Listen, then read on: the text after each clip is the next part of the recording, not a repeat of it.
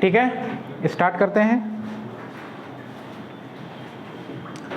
देखो हम रेजिस्टेंस का कॉम्बिनेशन पढ़ रहे थे और रेजिस्टेंस के कॉम्बिनेशन में हम लोग क्या पढ़ लिए थे, सीरीज पढ़ लिए थे, सीरीज पढ़ लिए थे ना, पैरेलल करवा रहे थे, पैरेलल में ससुरा लाइटें चला गया है। तो इसमें क्या करते हैं हम लोग, अब पढ़ते हैं हम लोग सीरीज का पैरेलल कॉम्बिनेशन पढ़ते हैं। ठीक है, तो पैरेलल कॉम्बिनेशन पढ़ते हैं, पैरेलल कॉम्बिनेशन ऑफ रेजिस्टेंस। अब पैरेलल जब कॉम्बिनेशन हम करते हैं तो इस पैरेलल कॉम्बिनेशन में हम लोग देखते हैं कि कुछ हम डायग्राम ऐसे ही बना लेते हैं। ठीक है, 2-3 रेजिस्टेंस जितने भी बनाना चाहे, चलो 3 रेजिस्टेंस को अगर हम जोड़ दे रहे हैं,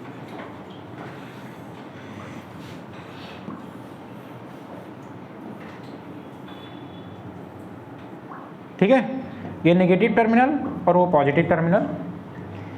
अगर ये रेजिस्टेंस क्या है, ये R1 है और ये क्या है, R2 है और ये कितना है, R3 है, तो बताओ करंट की डायरेक्शन यही तो होगी। अब बताओ यहाँ पे ये पॉइंट कैसा है, जंक्शन पॉइंट है, तो जंक्शन से क्या होगा, करंट का डिस्ट्रीब्यूशन हो जाएगा, क्योंकि यहाँ से जो करंट हमारी जा रही है वो करंट क्या जा रही है, I, और पोटेंशियल क्या जा रहा है, B, क्या जा रहा है, B। तो जो हमारा पैरेलल होता है उस पैरेलल में क्या होता है, जो हमारा करंट होता है, क्या होता है, करंट, करंट क्या होता है, सभी में क्या होता है, डिफरेंट होता है, क्या होता है, डिफरेंट होता है। लेकिन पोटेंशियल क्या होता है, पोटेंशियल क्या होता है, सभी में क्या होता है, सेम होता है। ठीक है, तो यहाँ पे जब जंक्शन पॉइंट है तो इस जंक्शन पॉइंट से जो करंट जो हमारा इसमें जाएगा, R1 में क्या जाएगा, I1 जाएगा, क्या जाएगा, I2 जाएगा। फिर यहाँ पे भी जंक्शन है तो यहाँ पे क्या लिख सकते हैं, I2, और ये यहाँ से फिर आगे होते जाएगा तो यहाँ पे क्या हो जाएगा, I3 हो जाएगा। बट पोटेंशियल इसमें भी V और इसमें भी V और इसमें भी V। क्लियर यहाँ तक। लेकिन जब हम इसको देखते हैं कि जब हम यहाँ से हम करंट क्या दे रहे थे, I, लेकिन ये करंट का डिस्ट्रीब्यूशन क्या हुआ, I1 plus I2 plus I3, जितने भी हम रेजिस्टेंस करेंगे उसमें अलग अलग करंट का डिस्ट्रीब्यूशन हो जाएगा। हर एक रेजिस्टेंस में करंट क्या हो जाएगा, अलग अलग हो जाएगा। तो हम लोग जानते हैं यहाँ पे कि B इक्वल टू कितना होता है, I मल्टीप्लाइड बाई R। तो यहाँ पे I इक्वल टू कितना हो जाएगा, B बाई R। ये पढ़ा कि नहीं पढ़ा हो। तो यहाँ पे I equal to B by R है, तो यहाँ I की जगह क्या लिख सकते हैं, B बाई R। लेकिन इसमें I1 के लिए क्या लिखेंगे, B बाई R1। क्यों, क्योंकि पोटेंशियल तो सभी में सेम है ना, तो इसके लिए क्या लिखेंगे, B बाई R1, क्या लिखेंगे, B by R2, V by R3। तो ये हो जाएगा B by R2 plus B by R3। सब जगह B है, उसको क्या करेंगे, काट देंगे, तो क्या बचेगा, R इक्विवेलेंट रेजिस्टेंस जो आएगा 1 अपान R1 प्लस 1 अपान R2 प्लस 1 अपान R3। ठीक है, तो जितने भी नंबर्स ऑफ रेजिस्टेंस होंगे वो इसी तरह से क्या होंगे, वो जुड़ जाएंगे, वो इसी तरह क्या होंगे, जुड़ जाएंगे। तो इसमें किसी को कोई दिक्कत नहीं है। ठीक है, तो हम लोग पैरेलल कॉम्बिनेशन और सीरीज कॉम्बिनेशन दोनों को हम लोग खत्म कर लिए थे। ठीक है, अब इसमें हम लोग क्या करेंगे कि इसके जितने भी सारे क्वेश्चन अभी तक जो हम लोग पढ़े हुए हैं, ड्रिफ्ट वेलोसिटी से रिलेटेड, ठीक है, करंट से रिलेटेड, ठीक है, करंट डेंसिटी से रिलेटेड, रेजिस्टेंस के कॉम्बिनेशन से रिलेटेड, इन सब के आज हम कुछ क्वेश्चन लगाएंगे। ठीक है, तो बहुत मजा आने वाला है, कुछ क्वेश्चन लगाते हैं। लिखो, आगे मूव करते हैं, आगे देखते हैं कि इसमें हम लोगों ने ये तो अपना प्रचार है, ठीक है, वेलकम टू मीमांसा DRER में। ठीक है, और ये चीज़ हम लोग पढ़ चुके थे, ये भी हम लोग पढ़ चुके थे, ये भी पढ़ चुके थे। बस फार्मूला सबको याद रखना है, क्योंकि अभी फार्मूले का क्या होगा, एप्लीकेशन होगा। I इक्वल टू NAV/Q, ये भी पढ़ लिए थे, ये पेज खाली था। उसके बाद हम लोग रेजिस्टेंस डिपेंड ऑन 4 फैक्टर, ये भी पढ़ लिया था हम लोगों ने। ठीक है, और रेजिस्टेंस वर्सेस टेम्परेचर ये भी पढ़ लिया था, ये सब हो चुका था। यहाँ से हमारे क्या आते हैं, कुछ क्वेश्चंस आते हैं। ठीक है, तो कुछ इम्पोर्टेंट क्वेश्चन है और उस इम्पोर्टेंट क्वेश्चन में हम लोग क्या करेंगे कि देखेंगे कि ये क्वेश्चन हमारा क्या कह रहा है, ठीक है।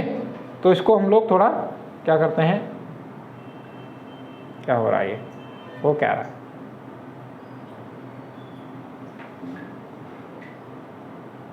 छोटा ना होगा क्या, वो पहले उसको थोड़ा मूव करिए।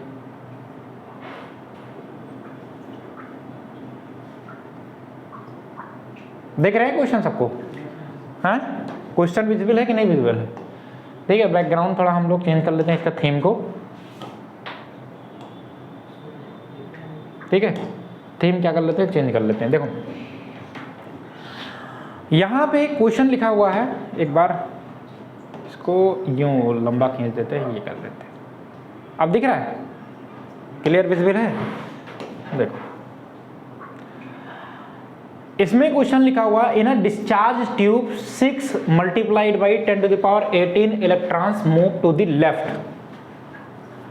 इलेक्ट्रॉन जो है एक डिस्चार्ज ट्यूब है उसमें लेफ्ट की तरफ मूव कर रहा है 6 मल्टीप्लाइड बाई 10⁻18 इलेक्ट्रॉन्स। उसके बाद कह रहा है कि and 14 into 10⁻18 proton move to the right past across section in every second. हर सेकेंड में प्रोटॉन 4 मल्टीप्लाइड बाई 10⁻18 और जो हमारा इलेक्ट्रॉन मूव कर रहा है ये इतना मूवमेंट कर रहा है, ठीक है। तो इसमें ये पूछ रहा है, इसमें ये पूछ रहा है कि फाइंड द मैग्नीट्यूड, मैग्नीट्यूड हमें फाइंड करना है और हमें ये बताना है कि डायरेक्शन, करंट का डायरेक्शन किधर होगा, करंट का डायरेक्शन किधर होगा, ठीक है, ये तो बताना है। तो पहले क्वेश्चन का आंसर हमारा यही है। तो पहले क्वेश्चन में कह रहा है एक डिस्चार्ज ट्यूब बनाएंगे और डिस्चार्ज ट्यूब में ये देखते हैं कि इस डिस्चार्ज ट्यूब में हम लोग देखते हैं कि ये जो इलेक्ट्रॉन है ये किस तरफ मूव कर रहा है, लेफ्ट की तरफ। तो लेफ्ट ये है ना, तो ये इलेक्ट्रॉन किधर मूव कर रहा है, लेफ्ट की तरफ। तो इलेक्ट्रॉन मूव कर रहा है लेफ्ट की तरफ और प्रोटॉन मूव कर रहा है किधर, राइट की तरफ। यही तो कह रहा है। जब इलेक्ट्रॉन और प्रोटॉन अपना अपना मूव कर रहे हैं तो उसमें कह रहा है कि कितना मैग्नीट्यूड होगा, कितना मैग्नीट्यूड होगा, मतलब कितना करंट टोटल फ्लो होगा। बताओ, इधर करंट जा रहा और इधर करंट जा रहा, तो हम क्या लिख सकते हैं, लिख सकते हैं आई ई और लिख सकते हैं आई पी। तो टोटल करंट कितना हो जाएगा, टोटल करंट कितना हो जाएगा, टोटल करंट जो हो जाएगा आई इज इक्वल टू हो जाएगा आई ई प्लस आई पी। इस हमारे डिस्चार्ज ट्यूब में क्या हो रहा, फ्लो हो रहा, समझ में। अब हम लोग पढ़े हैं क्या, आई इज इक्वल टू क्या होता है, क्यू बाई टी, यही तो पढ़ा है। और फिर क्यू इज इक्वल टू क्या पढ़ा था, एन ई, यही तो पढ़ा था। एन ई अपॉन कितना हो जाएगा, टी, ठीक है, एन ई अपॉन टी। तो यहाँ पे आई ई और आई पी, तो एन ई का मतलब क्या है कि जब हम यहाँ पे देखते हैं कि नंबर ऑफ इलेक्ट्रॉन कितने यहाँ पे फ्लो हो रहे हैं, 10⁻6 इंटू 10⁻18 और नंबर ऑफ प्रोटॉन कितना हो रहा है। तो ये जो n डिफाइन करता है नंबर ऑफ इलेक्ट्रॉन और नंबर ऑफ प्रोटॉन ही तो बताता है। तो यहाँ पे हम लोग क्या लिख सकते हैं, लिखेंगे I is equal to, electron के लिए हम लोग क्या लिखेंगे, लिखेंगे n e number of electron multiplied by e upon कितना t। बताओ ये समझ में आया कि नहीं है, हाँ। उसके बाद क्या लिखा हमने, आई पी, तो यहाँ पे क्या हो जाएगा, number of proton multiplied by electron upon कितना हो जाएगा, टी, यही तो होगा। बताओ E यहाँ से कॉमन हो जाएगा, E यहाँ से कॉमन हो जाएगा, टी टी नीचे दोनों कॉमन है, तो यहाँ पे लिख सकते हैं हम लोग I इज इक्वल टू क्या लिख सकते हैं, E बाई टी, और ये लिख सकते हैं number of electron plus number of proton है। इसको लिखने के बाद number of electron number of proton को हम लोग लिखेंगे I इज इक्वल टू, और इलेक्ट्रॉन पे जो चार्ज होता है, इलेक्ट्रॉन कितने बजे आना, मतलब जाना कितने बजे, 6:30 6 बजे। अच्छा, भाई वही आया था, नहीं पापा ही आए। अच्छा बंद किए, हाँ चालू है। तो यहाँ पे क्या करना है, I इज इक्वल टू, अब यहाँ पे इलेक्ट्रॉन पे चार्ज कितना होता है, लिखेंगे 1.6 इंटू 10⁻⁻19, ठीक है। और उसके बाद लिखेंगे यहाँ पे कितना है, नंबर ऑफ इलेक्ट्रॉन कितना है, तो नंबर ऑफ इलेक्ट्रॉन है 6 मल्टीप्लाइड बाई 10⁻18 और प्लस यहाँ पे कितना है 4 multiplied by 10 to the power कितना है 18। ठीक है, अब यहाँ पे हमसे कह रहा है कि 1 सेकंड में, यहाँ पे कुछ लिखा हुआ ना, पास ऑफ द एवरी सेकंड, क्या लिखा हुआ है एवरी सेकंड। एवरी सेकंड का मतलब टाइम कितना दिया हुआ है 1 सेकंड। टाइम कितना दिया हुआ है 1 सेकंड, तो t की वैल्यू कितनी लिखेंगे 1 आ जाएगा। तो इसको जब हम कैलकुलेट करेंगे i इज इक्वल टू, तो लिखेंगे 1.6 into 10 to the power minus 19, और 6 और 4 कितना हो जाएगा 10, क्योंकि ये पावर जो है वो दोनों की क्या है सेम है, तो ये हो जाएगा 10 इंटू 10 टू द पावर क्या हो जाएगा 18, यही तो होगा। अब इसका मतलब 10 टू द पावर 18 से अगर ये कट जाएगा तो यहाँ क्या बचेगा 10, और यहाँ क्या बचेगा 10 टू द पावर 1। ठीक है, तो i इज इक्वल टू कितना हो जाएगा, यहाँ अभी एक लाइन लिख दे रहे हैं, 1.6 into 10 to the power minus 1 into कितना आ जाएगा 10, यही तो आएगा। बताओ 19 में से 18 जाएगा तो कितना आएगा -1 आएगा, और ये 10 बच जाएगा। बताओ 10 टू द पावर -1 से ये 10 कटेगा कि नहीं कटेगा, कट जाएगा ना, तो ये इससे गया कट, तो i इज इक्वल टू कितना आएगा, i इज इक्वल टू 1.6, और क्या हो जाएगा एम्पियर कि मिली एम्पियर, एम्पियर। ठीक है, ये तो क्या हो गया हमारा मैग्नीट्यूड हो गया, ये क्या हो गया मैग्नीट्यूड हो गया। लेकिन हमसे पूछ रहा है कि डायरेक्शन क्या होगा करंट का, बताओ डायरेक्शन करंट की क्या होगी, डायरेक्ट किधर होता पॉजिटिव टू नेगेटिव, तो करंट की डायरेक्शन क्या होगी positive to negative. Positive to negative का मतलब है कि यहाँ पे प्रोटॉन, मतलब अगर इसको हम लोग लेफ्ट मान लिए हैं, क्या मान लिए हैं, ये लेफ्ट है ना, मान नहीं लिए लेफ्ट ही है, ये क्या है लेफ्ट है।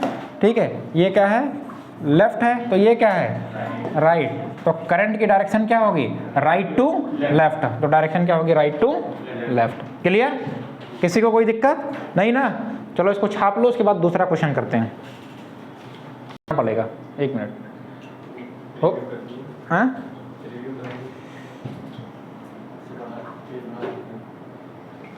ठीक है, दिख रहा है क्वेश्चन दिख जाएगा ना, तो इधर कहो तो सॉल्व कर दे, कोई दिक्कत तो नहीं है, उसमें भी दिख रहा है कैमरे में, क्लियर है, ठीक है कोई दिक्कत नहीं। तो यहाँ से हम खींचते हैं लाइन, और ये नीचे वाला क्वेश्चन सॉल्व करते हैं इधर। ठीक है, आगे मूव करें। दूसरा क्वेश्चन हमसे क्या कर रहा है कि एन इलेक्ट्रॉन मूव्स, देखो इसको थोड़ा यहाँ पे हम लोग मिटा दे रहे हैं। ठीक है, यहाँ पे मिटाने का मतलब क्या है कि थोड़ा ये चीज़ें क्या हो जाएगी क्लियर हो जाएंगी। तो इसको हम लोग, ये दूसरा क्वेश्चन हम लोग देख रहे हैं, दूसरा क्वेश्चन। अब ये दूसरा क्वेश्चन जो हमारा है, ये क्वेश्चन हमारा ये वाला दूसरा क्वेश्चन है। अब इस दूसरे क्वेश्चन में हम लोग देख रहे हैं कि an electron moves in a circle of radius pi centimetre, मतलब रेडियस की वैल्यू कितनी दी हुई है पाई सेंटीमीटर दिया हुआ, विथ यूनिफॉर्म स्पीड, मतलब वेलोसिटी या स्पीड दिया हुआ कितना 5 × 10⁶ मीटर पर सेकेंड। बताओ यहाँ पे यूनिट एसआई है, यहाँ पे क्या है सीजीएस है। Find the electric current at a point on the circle. अब ये बताओ कि ये क्या है, ये तुम्हारा क्या है सर्किल है, सर्किल का ये क्या है सेंटर है, और सेंटर से ये क्या है रेडियस है, क्या है रेडियस है। अब बताओ इलेक्ट्रॉन का जो मूवमेंट है, ठीक है चाहे इस डायरेक्शन में चाहे इस डायरेक्शन में किसी में कर लो, ये इलेक्ट्रॉन का मूवमेंट है। तो कह रहा है इस पॉइंट पे, मान लो इसी पॉइंट पे इसकी वेलोसिटी क्या है b है, b वेलोसिटी से क्या कर रहा है मूव कर रहा है। तो इस पॉइंट पे हमसे कह रहा है कि क्या होगा इलेक्ट्रिक करंट कितना होगा, इलेक्ट्रिक करंट कितना होगा, हमसे यही तो पूछ रहा है। तो बताओ जब ये एक सर्कुलर मोशन में मूव करता है, तो b वेलोसिटी से मूव करता है, तो टाइम पीरियड कितना लेगा, कितना टाइम लेगा। तो फार्मूला क्या हो जाएगा, t = हो जाएगा 2πr/, क्या होता है b, पढ़े हो कि नहीं पहले क्या नाम है फिजिक्स का, जब हम लोग मैकेनिक्स पढ़ते हैं तो उसमें ये सब सारी चीज़ें हैं। तो t = 2πr/b। अब ये बताओ हम लोग अभी पढ़े हुए हैं I = क्या पढ़े हुए हैं q/t पढ़े, इस t की वैल्यू लाके इसमें रख दें, तो ये हो जाएगा कितना q/t, तो ये हो जाएगा 2πr/v। तो v नीचे है तो ऊपर चला जाएगा, होगा कि नहीं होगा।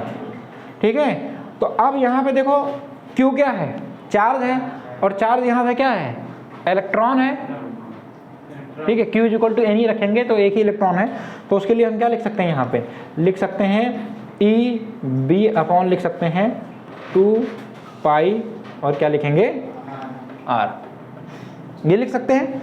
उसके बाद इसमें हम लोग क्या रखेंगे कि सब की वैल्यू उठा के रख देंगे, तो I इज इक्वल टू यहाँ पे क्या आएगा, इलेक्ट्रॉन कितना 1.6 इंटू 10 टू द पावर -19, कितने वेलोसिटी से जा रहा है 5 into 10 to the power 6 metre per second ऊपर की वैल्यू हो गई, ये 2 हो गई, और पाई की वैल्यू कितनी हो जाएगी 3.14, ठीक है।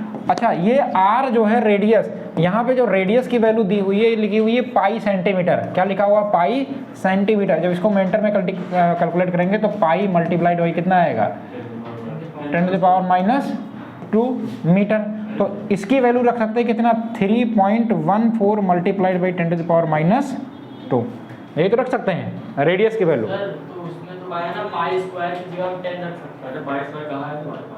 अच्छा, पाई स्क्वायर की जगह 10 रख सकते हैं, हाँ सही कह रहा है, नीचे हमने देखा नहीं, पाई स्क्वायर की जगह क्या रख सकते हैं 10, अप्रॉक्सीमेटली 10 रख सकते हैं, थोड़ा कैलकुलेशन करने में आसानी हो जाएगी अगर रख लेंगे, ठीक है। तो यहाँ पे हम लोग देख लेते हैं और इसको थोड़ा मिटा देते हैं, ठीक है। इधर देख लेते हैं, इसको लिखेंगे, इसको काट दे रहे हैं, तो 2 1 जा 2 और 2 8 जा कितना हो जाएगा 2 8 जा कितना 16, तो पॉइंट कितना आएगा 8, तो इसको लिखेंगे 0.8 मल्टीप्लाइड बाई, ये 9 में से 6 चला जाएगा तो कितना आ जाएगा 10 टू द पावर -13, ऊपर कितना हो जाएगा 5, और ये क्या है करंट है, और नीचे कितना हो जाएगा कटी गया तो 3.14 पाई, तो कितना लिख देंगे 10, और ये कितना हो जाएगा 10 टू द पावर -2, यही तो आएगा। बताओ इधर से क्या काट दें, कुल मिला के ये देखो, इससे एक ये कटेगा ऊपर जाएगा तो प्लस हो जाएगा, तो ये तो 12 आ जाएगा, और 5 8 जा 40, 5 8 जा 40, तो 4.0 multiplied by 10 to the power -12, या इसी को हम लोग लिख सकते हैं I इज इक्वल टू कितना 4 multiplied by 10 to the power -12 ampere, ठीक है, कितना हो जाएगा 10 टू द पावर -12 एम्पेयर। ये तुम्हारा क्या आ गया करंट आ गया। इस पॉइंट पे करंट कितना होगा, इस पॉइंट पे जो करंट होगा कितना हो जाएगा, यही जो लिखा हुआ है ये हो जाएगा करंट, ठीक है। चलो जल्दी लिखो इसको। यहाँ पे अब हम लोग क्वेश्चन करते हैं,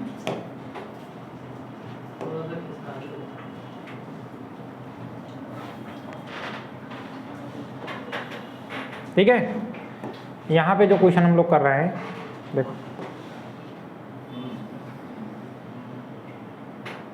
दिख रहा है सबको, दिख रहा है, सब में बार बार थीम ही चेंज करना पड़ेगा, ये तो गड़बड़ हो गया है,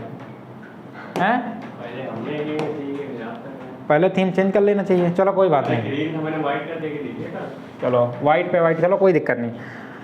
इसमें क्वेश्चन क्या कह रहा है तुमसे कि the amount of a charge passed in a time t through a cross section of a wire, एक वायर है उसके क्रॉस सेक्शन ऑफ वायर से चार्ज कितना q equal to alpha plus beta t minus eta T square, alpha beta eta theta सब कुछ आ गया, उसको कहते हैं ईटा, इसको कहते हैं ईटा और इसको कहते हैं बीटा, ये है ईटा, ये है बीटा, और ये है अल्फा, और ये है थीटा, ठीक है, और ये है डेल्टा, और ये है लैम्डा, समझ में आया कि नहीं आया लैम्डा, तो सारे सिंबल समझ में आ गया। तो यहाँ पे ये जो सारी चीज़ें लिखी हुई है, यहाँ पे कह रहा है where alpha beta and eta are the constant sketch variation of the current with time, कह रहा है करंट को टाइम के साथ क्या करना है, एक तरफ करंट है तो दूसरी तरफ क्या है टाइम है, क्या है टाइम है, तो करंट को टाइम के साथ क्या करना है स्केच करना है, बताना है, ठीक है। तो सबसे पहले यहाँ पे क्या लिखा हुआ Q, क्या लिखा हुआ Q, तो लिखेंगे हम लोग क्या, ये हो जाएगा Q इज इक्वल टू कितना लिखा हुआ बताओ, हाँ लिखा हुआ alpha plus beta into t minus eta T square, यही लिखा हुआ है। अब यहाँ पे हमें पता है कि जो Q लिखा हुआ है, अगर इसको हम टाइम के रेस्पेक्ट में डिफ्रेंशिएट कर दे तो क्या निकल के आ जाएगा, आई निकल आएगा। क्यों? क्योंकि हमें अगर कहीं Q लिखा हुआ भाई, अगर इसको हम कर दे dQ बाई dt, तो बताओ d से d कटा तो Q बाई t क्या कहलाएगा? I ही तो कहलाएगा। अगर इसको टाइम के रेस्पेक्ट में डिफ्रेंशिएट कर दें तो क्या कर दें? डिफ्रेंशिएट कर दें। तो इक्वेशन फर्स्ट को क्या कर दें? डिफ्रेंशिएट। ठीक है, equation first differentiate with respect to time. Time के रेस्पेक्ट में क्या कर दे? डिफरेंशिएट कर दे। जब टाइम के रेस्पेक्ट में डिफरेंशिएट करेंगे तो ये आ जाएगा क्या? dq बाई dt, और dq बाई dt को ही हम लोग क्या लिखेंगे? I लिखेंगे। बराबर क्या करेंगे? ये क्या होगा? देखो, किसी भी कांस्टेंट का जो हम डिफरेंशिएशन करते हैं तो उसका क्या हो जाएगा? जीरो। पहले डिफरेंशिएशन समझ लो, एक बार मैंने और कभी समझाया था पहले।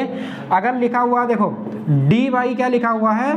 dx, और अगर यहाँ x लिखा हुआ है, मतलब अगर यहाँ x है तो यहाँ पे भी x होना चाहिए। ठीक है, तो उसका डिफरेंशिएशन क्या हो जाएगा? 1। लेकिन लिखा हुआ है dy बाई dx का पावर कितना लिखा हुआ? 2। क्या लिखा हुआ? 2। तो ये पहले पावर क्या आ जाएगा? आगे आ जाएगा, और इस x में से, इस पावर में से एक माइनस हो जाएगा, तो ये हो जाएगा 2x का पावर 1, लिखेंगे ही नहीं। तो इसका एक फार्मूला बनता है d बाई डी एक्स का पावर n। ठीक है, तो ये जो n पावर है ये n पहले आ जाएगा, और ये लिखेंगे x का पावर n माइनस 1। पावर में से एक क्या हो जाता है? माइनस हो जाता है। समझे कि नहीं समझे? कहीं लिखा हुआ है d by D x into x, तो उसका डिफरेंशिएशन क्या होता है? 1। और अगर कहीं कुछ भी पावर चढ़ा हुआ तो क्या लिखा हुआ? d by D x into x का पावर n, तो क्या आ जाएगा? n x का पावर n माइनस 1। अब यहाँ पे देखो, यहाँ पे एक चीज़ ये है कि अगर यहाँ पे लिखा हुआ है d बाई डी टी और लिखा हुआ है t का पावर कितना लिखा हुआ है? 5, तो इसका डिफरेंशिएशन कितना आएगा? 5t का पावर 4। मैथ वाले इसलिए बोल रहे हैं क्योंकि मैथ वाले को पता है। बताओ, यहाँ पे t है और यहाँ पे क्या है? t है। अगर यहाँ पे t है, यहाँ पे t ना होके x रहता तो कांस्टेंट हो जाता। कांस्टेंट का डिफरेंशिएशन क्या होता है? 0। तो देखो, अगर कहीं लिखा हुआ d बाई डी एक्स और यहाँ लिखा हुआ t, तो ये यहाँ x है तो यहाँ x होना चाहिए, लेकिन x ना होके क्या यहाँ पे? t, तो कांस्टेंट का डिफरेंशिएशन क्या होता है? 0। तो ऐसे एक फार्मूला बनता है d by D x into c, और c का मतलब कांस्टेंट, उसका डिफरेंशिएशन कितना आएगा? 0। तो एक तो ये याद रखना रेड वाला, एक याद रखना ये वाला, एक याद रखना ये वाला। 3 से सारे हो जाएंगे।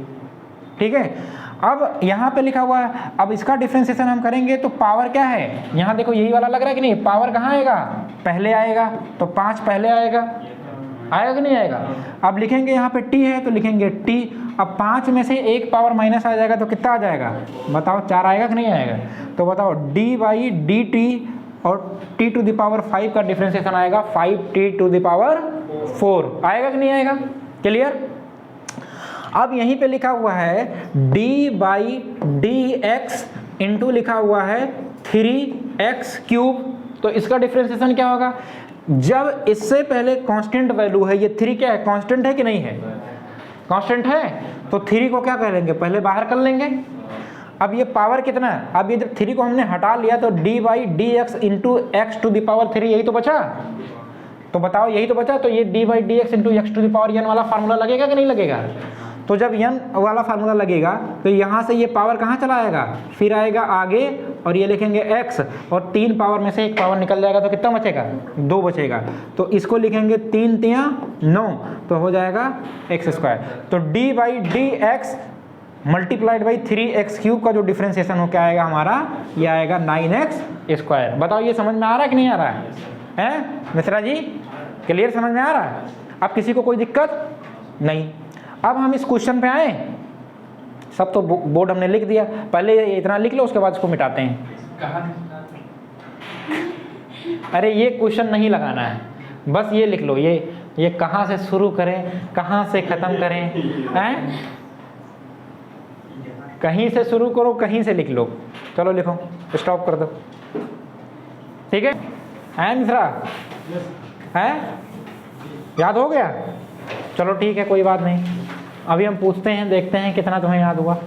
बताओ, अभी हमने बताया है कि D by D X X का पावर n का डिफरेंशिएशन कितना आएगा?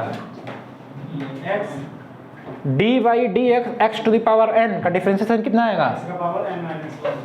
n लिखेंगे n x का पावर n माइनस 1। ये रामबाण है, इसको क्या करना है? याद रखना है। दूसरा देखो, हम लोगों ने पढ़ा है d बाई डी एक्स और ये कांस्टेंट है, तो इसका डिफरेंशिएशन कितना होगा? 0। ये दूसरा रामबाण है। ठीक है, एक तीसरा लिख लो, d बाई डी एक्स और यहाँ पे लिखा हुआ x, तो ये कौन सा? ये क्या होगा? 1। ये तुम्हें तीसरा रामबाण है। बस इतना याद कर लो, बस इतना याद करने की जरूरत है, सारा क्वेश्चन लग जाएगा। डिफरेंशिएशन में सारे क्वेश्चन लग जाएंगे।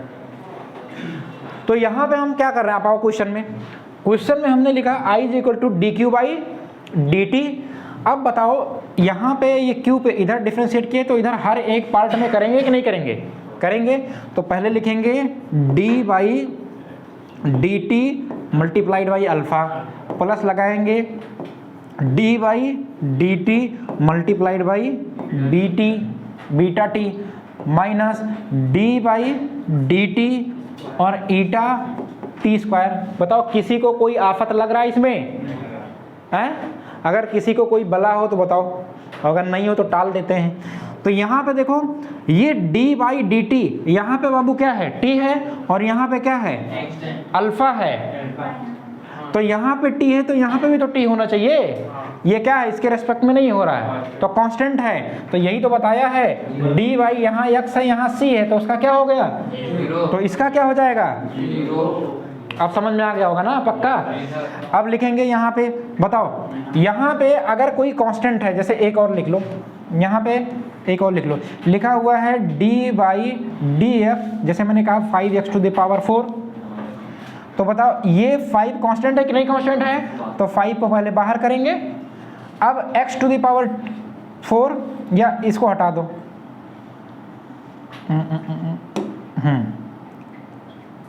ठीक है, 5x लिखा हुआ। तो बताओ, d बाई डी एक्स, यहाँ x है, यहाँ x है, तो इसका क्या हो गया? d by D x into x कितना हो गया? 1 हुआ कि नहीं हुआ? तो आंसर कुल मिला के कितना आएगा? 5 आएगा कि नहीं आएगा? समझ में आया? तो अब यहाँ पे हम लोग क्या कर रहे हैं, पेन को थोड़ा चेंज कर ले रहे हैं, क्योंकि बच्चों की आंखें खराब हो रही हैं। ठीक है, ये क्या है? बीटा। क्या है यहाँ पे? ये दोनों तरफ से क्या चल रहा है? वही चल रहा है क्या? ये बीटा। बीटा बताओ कांस्टेंट है कि नहीं कांस्टेंट है? तो बीटा कांस्टेंट है, तो बीटा को क्या करेंगे? तो ये क्या बनेगा? या तो एक लाइन और लिख लो, या तो अगर होशियार हो तो d by D T multiplied by T कितना आ जाएगा? 1। क्या आ जाएगा? आपने सोच रही होगी, सर काहे इतना परेशान कर, x से x काटिए, इससे इससे काटिए। ठीक है, आंसर क्या आएगा? 1 आएगा, और आंसर क्या आएगा? 5। ठीक है, अब माइनस हमने किया। बताओ, ये ईटा क्या है? कांस्टेंट है, तो ईटा को निकाल के फेंक दो, है? दीवार से ईटे के निकाल के क्या कर दो? फेंक दो। और ये बचा d बाई डी टी, और d बाई डी टी और t स्क्वायर है। तो बताओ फार्मूला कौन सा लगेगा? ये वाला लगेगा कि नहीं लगेगा? तो ये जो पावर है, पावर पहले कहाँ आएगा? आगे। तो ये पावर कहाँ आएगा? मल्टीप्लाइड में आगे आएगा। और यहाँ पे लिखेंगे t to the power 2 minus 1, तो एक पावर तो एक लिखा नहीं जाता है, तो ये कुल मिला के लिखेंगे, 0 जोड़ेंगे तो कुछ आएगा नहीं, तो आएगा बीटा माइनस 2t ईटा। यही तो आएगा। अब यहाँ पे क्वेश्चन पे आ जाओ, क्वेश्चन पे आ जाओ।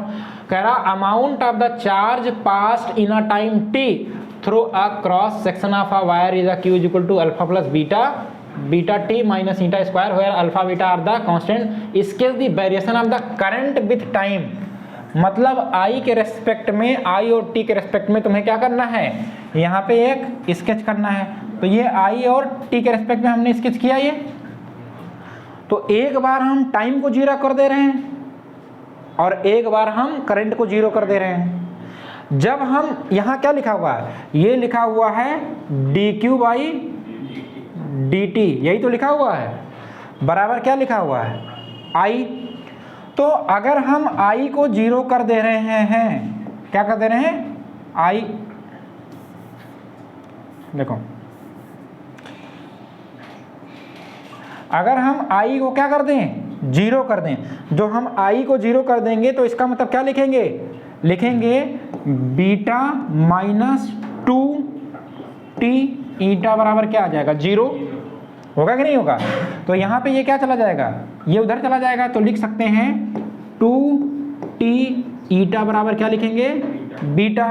तो t मतलब टाइम बराबर क्या हो जाएगा, बीटा बाई कितना हो जाएगा, 2 ईटा, ठीक है, बीटा बाई 2 ईटा और बीटा बाई 2 ईटा। तो टाइम के जगह पे क्या लिखेंगे, बीटा बाई 2 ईटा लिखेंगे कि नहीं लिखेंगे। तो जिस तरफ टाइम उधर क्या लिखेंगे बताओ, बीटा बाई, किसी को 2 ईटा फेंक के मार दूं, मारे कि नहीं मारे, बीटा बाई 2 ईटा। तो टाइम की जगह क्या आ गया, बीटा बाई 2 ईटा। अब हमने पहले किसको जीरो किया, करंट को। अब हम किसको 0 कर रहे हैं, टाइम को 0 कर दे रहे हैं। तो जब हम टाइम को 0 कर देंगे, यहाँ पे टाइम को 0 कर देंगे तो i इक्वल टू क्या आएगा बताओ, बीटा ही तो आएगा। बताओ अगर यहाँ पे हम टाइम को 0 कर दिए तो 0 से मल्टीप्लाइड होगा तो ये पूरा का पूरा क्या होगा, 0। तो i बराबर क्या बचेगा, i बराबर क्या बचेगा, बीटा ही तो बचेगा। तो i बराबर बीटा, तो i के डायरेक्शन में क्या होगा, बीटा। यही हमारा क्या हो गया, डायग्राम हो गया, ठीक है। तो जब इन दोनों को मिलाएंगे तो ये हमारा क्या आएगा, ठीक है। तो ये हमारा क्या हो गया, ये स्केच हमने कर दिया, ये क्या कर रहे हैं, ठीक है, ये हमने क्या कर दिया, पूरा स्केच कर दिया। तो पहले क्वेश्चन का जो आंसर हमारा था, ये आंसर क्या था, ये था, ठीक है। क्लियर, किसी को कोई दिक्कत नहीं ना, तो छाप लो जल्दी जल्दी।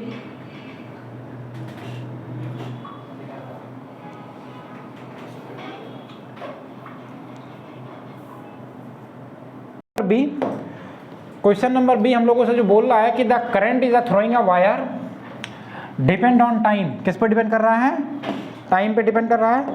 और टाइम पे डिपेंड होने के बाद उस पर कह रहा है कि i equal to 4 + 2t + 4t cube ampere find the charge cross through the in section in 2 second. तो 2 सेकेंड में कितना चार्ज फ्लो होगा, 2 सेकेंड में कितना चार्ज। तो बताओ यहाँ पे दिया हुआ i equal to 4 + 2t + 4t cube, यही दिया हुआ है।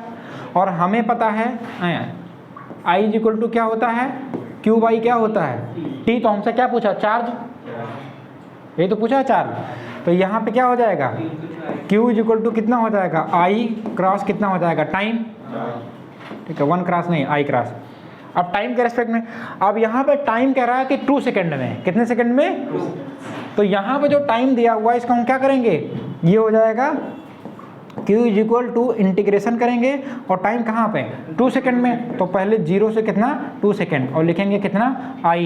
तो अब यहाँ पे रखेंगे i की वैल्यू कितना, 0 से 2 सेकेंड में, और ये सारी वैल्यू रख लेंगे 4 + 2t + 4t क्यूब। अब इसका इंटीग्रेशन करेंगे। अब कुछ बच्चे सोच रहे होंगे ये सांप कहाँ से रेंग रहा है, हैं? ये सांप कहाँ से रेंग रहा है ऐसे ऐसे सर, ये को क्या इसको कहते हैं इंटीग्रेशन। अगर कहीं पे लिखा हो डी बाई वाला dx या कुछ भी लिखा हो तो उसको डिफरेंशिएशन पढ़ते हैं। और ये जो सांप लटक रहा है ना, इसको हम लोग क्या कहते हैं, इंटीग्रेशन। क्या कहते हैं, क्या चल रहा है, हाँ, इसको हम लोग क्या कहते हैं, इंटीग्रेशन। और जब हम लोग इंटीग्रेशन करते हैं, क्या करेंगे, इंटीग्रेशन। जब हम इसमें हम लोग क्या करेंगे, इंटीग्रेशन करेंगे, टाइम के रिस्पेक्ट में इसमें करेंगे dt, ठीक है, इंटीग्रेशन। तो हर एक पार्ट का करेंगे इंटीग्रेशन, ठीक है। तो जब इसमें इंटीग्रेशन करेंगे तो क्या करेंगे बताओ, जब यहाँ पे लिखा होता है इंटीग्रेशन का कुछ इंपॉर्टेंट रोल समझ लो। इंपॉर्टेंट रोल क्या है, अगर हम मान लो कर रहे हैं इंटीग्रेशन का साइन है और यहाँ पे लिखा हुआ कितना, 4 लिखा हुआ है, और x के रेस्पेक्ट में यहाँ पे इंटीग्रेशन कर रहे हैं, किसके रेस्पेक्ट में, dx के रेस्पेक्ट में कर रहे हैं, x के रेस्पेक्ट में कर रहे हैं। तो यहाँ पे क्या है, 4 है, x तो है नहीं, तो इसका इंटीग्रेशन जब करेंगे तो ये कितना निकल के आएगा, ये 4 निकल के आएगा। अगर x के रेस्पेक्ट में यहाँ कर रहे हैं तो क्या निकल के आएगा, x, क्या निकल के आएगा, x। अगर मान लो इंटीग्रेशन है यहाँ पे 5 और ये क्या है यहाँ पे x² है और हम x के रेस्पेक्ट में इंटीग्रेशन कर रहे हैं, तो क्या निकल के आएगा बताओ? ये 5 है, 5 तो निकल आएगा। बताओ और पीयूष कश्यप बताओ ये क्या निकल के आएगा? सर 5x क्यूब हो जाएगा। और नीचवा भी तो कुछ होगा, ऊपरा जोड़ रहे हो तो नीचवा नहीं जोड़ेगा, तो ये हो जाएगा x का पावर 2 + 1 डिवाइड बाई 2 + 1। ये समझा रहे हैं पहले इसको देखो, तो इसको लिखेंगे 5/5/3 और लिखेंगे x³। ऐसा इसलिए है कि अगर यहाँ पे इंटीग्रेशन मान लो हम कर रहे हैं x का पावर n और dx के रेस्पेक्ट में कर रहे हैं, तो ये जो पावर होता है ना, पावर, इस पावर में क्या होता है, डिफरेंशिएशन में एक माइनस होता था और यहाँ पे एक क्या होता है, ऐड हो जाता है, तो ये हो जाएगा। और नीचे क्या हो जाएगा, वही हो जाएगा n+1। तो इसमें यही तो किया है, पावर कितना था 2, मतलब n की वैल्यू कितनी थी 2, तो यहाँ पे क्या होगा 2 + 1 और यहाँ हो जाएगा 2 + 1, तो नीचे भी हो जाएगा 2 + 1, होगा कि नहीं होगा? तो ये याद रखना, ये याद रखना, ठीक है। अभी तुम्हें यहाँ यही ज़रूरत है, बाकी आगे जो ज़रूरत होगा वो बताते रहेंगे, ठीक है, ताकि टाइम क्वेश्चन ना वेस्ट हो। तो जल्दी से इसको लिखो और उसके बाद हम इसको क्वेश्चन सॉल्व करें। हैं? क्वेश्चन को हमें क्या करना है, सॉल्व करना है। तो इस क्वेश्चन को सॉल्व करने के लिए हम लोग क्या करेंगे, यहाँ पे ये बैग पैक कर दिया, ठीक है, इसको हम लोगों ने क्या कर दिया, पैक कर दिया। अब यहाँ पे ये इंटीग्रेशन जो था ये कहाँ से, 0 से 2 सेकंड के लिए था, तो हर एक पार्ट में क्या करेंगे, अभी एक लाइन हम लिख ले रहे हैं, ये q = कितना हो जाएगा, ये इंटीग्रेशन 0 to 2। बताओ इसका जब dt से इंटीग्रेशन करेंगे तो यहाँ पे क्या है 4t है कि नहीं है, तो ये लिखेंगे कितना 4 और आ जाएगा dt और आ जाएगा ये कितना 2t dt, ठीक है, और प्लस आ जाएगा ये 4t³ और क्या आ जाएगा dt, यही तो आएगा। उसके बाद फिर यहाँ पे क्या करेंगे, ये q = लिखेंगे और ये आ जाएगा 0 to 2। अच्छा बताओ 4 dt यही तो है, तो बताओ t के रेस्पेक्ट में हो रहा तो यहाँ t बचेगा कि नहीं बचेगा, हाँ? उसके बाद यहाँ पे क्या आ जाएगा 2, बताओ t है, तो अरुण मिश्रा बताओ जब यहाँ पे 2 तो कॉमन ले लिया, लेकिन t × dt का इंटीग्रेशन क्या होगा, t²/, हाँ बहुत अच्छा बोल रहे हो, सही बोल रहे हो। t² कितना हो जाएगा 2, t² कितना हो जाएगा 2, क्योंकि यही तो बताया था, अगर लिखा हुआ इंटीग्रेशन और यहाँ पे x × कितना लिखा हुआ dx, तो इसका पावर कुछ नहीं है, इसका पावर कितना है 1 है, ठीक है। तो 1 अगर है तो 1 में 1 तो जोड़ेंगे ना, तो नीचवा भी तो जोड़ेंगे 1 + 1, तो इसका मतलब कितना आ जाएगा x² कितना आ जाएगा, तो आंसर आ जाएगा, है कि नहीं है, यही। तो यहाँ पे हमने क्या लिखा 2t²/2 और प्लस ये हो जाएगा 4 कॉमन है और यहाँ पे कितना हो जाएगा t⁻ कितना 3 + 1 4 और नीचे कितना होगा 4, यही तो होगा, हाँ तब क्या होगा 3 होगा। अब देखो इसको 4 से इसको काटा, इससे इसको काटा, ठीक है, तो अब क्या करेंगे, यहाँ पे लिखेंगे q = कितना है 0 to 2 और यहाँ क्या बचा 4t + t² + t⁴। Lower limit क्या है 0 है, अपर लिमिट, हमेशा जब लिमिट को हटाते हैं तो अब अपर लिमिट माइनस क्या होता है लोअर लिमिट, तो q = कितना हो जाएगा, ये लिखेंगे 4 और इस t की वैल्यू कितनी है, t के जगह पे क्या रखेंगे अपर माइनस लोअर, तो 2 - 0 और प्लस आ जाएगा ये क्या t की जगह कितना रखेंगे अपर माइनस 0, तो ठीक है स्क्वायर कर दो या ऐसे कर दो, ठीक है, और प्लस आ जाएगा ये कितना 2/4।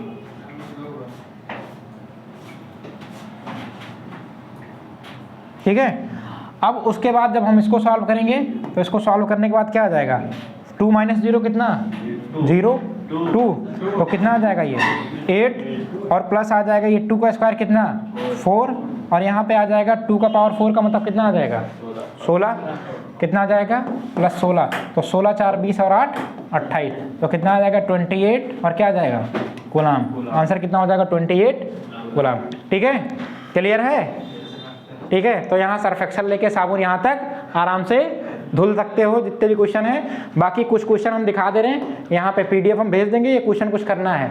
The potential difference applied of the between the end of the conductor of the uniform radius 2 millimetre, ठीक है, तो ये कर लेना। उसके बाद यहाँ पे mass of the 3 wire of the copper in the ratio इतना इतना, लेंथ इन द रेशियो इतना, find the ratio of the electrical resistance, ठीक है, तो इलेक्ट्रिकल रेजिस्टेंस का जो है रेशियो फाइंड करना है, ठीक है, इससे क्वेश्चन। उसके बाद find the equivalent resistance between the A and B, तो यहाँ पे इस पे 4 क्वेश्चन दिए हुए हैं। कितने क्वेश्चन? 4। देखो इसका तुम्हें रेजिस्टेंस निकालना है इक्विवेलेंट ए और बी के बीच में, इसमें ए और बी के बीच में इक्विवेलेंट रेजिस्टेंस निकालना है, इसका निकालना है, इसका निकालना है, ठीक है। एक क्वेश्चन तुम्हारा इधर भी दिया हुआ है, find the equivalent resistance between the A and B, ये करना है। ये सब बहुत छोटे छोटे चुनने क्वेश्चन है ओरल वाले, ठीक है। और है क्या? उसके बाद इसमें भी ए और बी के बीच में रेजिस्टेंस निकालना है, कोशिश करना निकलेगा तो राम राम, नहीं निकलेगा तो जय सिया राम, ठीक है। और उसके बाद खाली, ठीक है, तो यहीं तक करना है। उसके बाद हम लोग क्या मिलते हैं आगे, ठीक। Okay, thank you.